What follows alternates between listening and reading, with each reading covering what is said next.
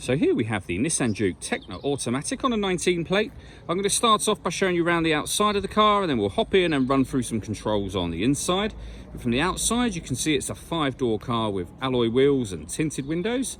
Let's start off inside the boot and then work our way around the rest of the car from there. So as we approach the boot of the car, you'll see there were no reversing sensors. That's because this car's got a 360-degree parking camera.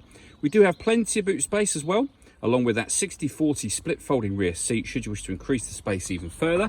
And then underneath this tray section, loads more space should you need it, and this is completely removable as well. Okay, so we're just going to work our way back round to the front of the car, and then we'll hop in and run through some controls on the inside.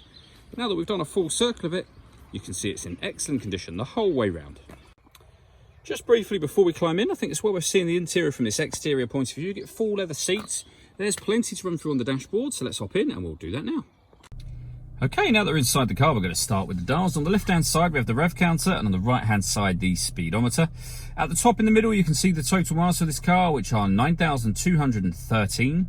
We also have the fuel gauge and coolant temperature gauges in that section as well.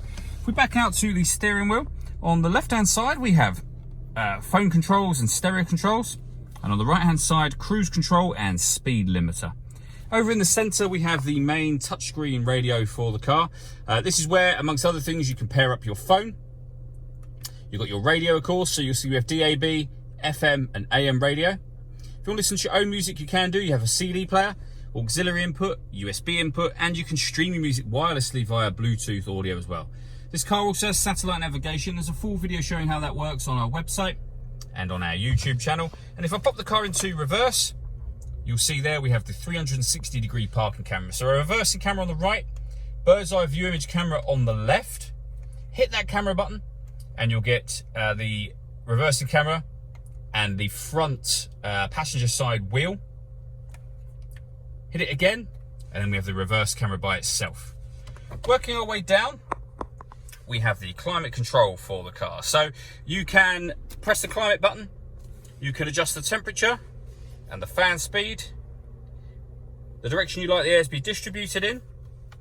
That button turns the air conditioning off or back on again, or you can push this button in to put it into auto mode. The car will now take full control of the fan speed and the direction of the air to maintain the temperature you've asked for.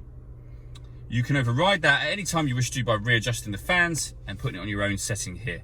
This screen also doubles as the driver mode screen. So if you press that button, you can now change the driving setup from normal to sport or eco, and whatever mode you're putting it in, you are affecting the engine, the gearbox, the steering and the climate control for the car.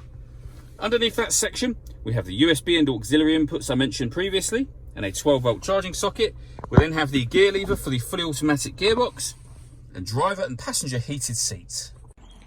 All that leaves me to say is thank you for taking the time to watch this video. If you'd like to come and see the car for yourself and have a test drive, please feel free to call any of our MJA sites. We'd love to hear from you soon.